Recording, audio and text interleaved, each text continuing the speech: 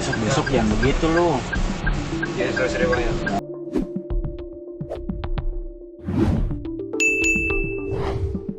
Nasib sejoli yang nekat berbuat asusila di taksi online kini diburu polisi. Satu video yang viral di media sosial kembali memicu perhatian publik, di mana disebutkan ada sejoli yang berbuat asusila dalam taksi online. Bang, minta maaf bang. Emang nggak bisa ditahan ntar ya? Video tersebut viral di media sosial seusai diunggah sang sopir taksi online. Kejadian tersebut diduga terjadi di kawasan Cipulir, Kebayoran Lama, Jakarta Selatan, Selasa 10 Februari 2026.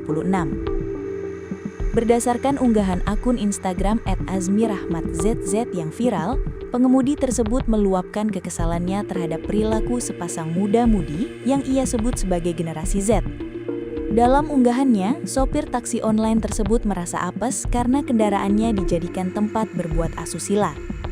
Ada Gen Z mesen gocar masuknya ke aplikasi Driver Gua.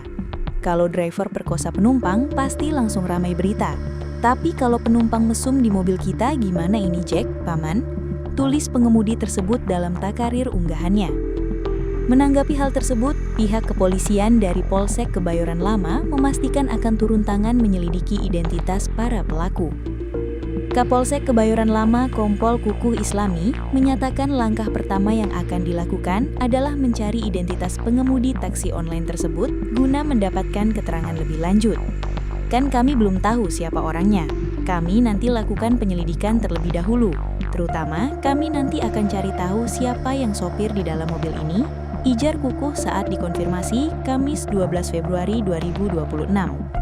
Menurut Kukuh, sopir tersebut adalah saksi kunci yang mengetahui secara pasti sosok penumpang yang ia tegur karena berbuat mesum. Jadi sementara kami akan mencari tahu dulu siapa sopir yang nyetir mobil ini dulu. Baru nanti kami akan mencari tahu siapa yang melakukan perbuatan mesum tersebut. Lanjutnya, Kukuh mengakui adanya kendala awal karena kondisi di dalam video atau foto yang beredar cenderung gelap, sehingga wajah pelaku sulit diidentifikasi secara langsung. Oleh karena itu, ia telah menginstruksikan Kanit Reskrim untuk mendalami kasus ini. Karena gelap, kami tidak tahu siapa orangnya. Saya minta Kanit Reskrim untuk mencari tahu siapa sopir mobil tersebut untuk mencari tahu identitas anak muda-mudi ini, tegas Kukuh.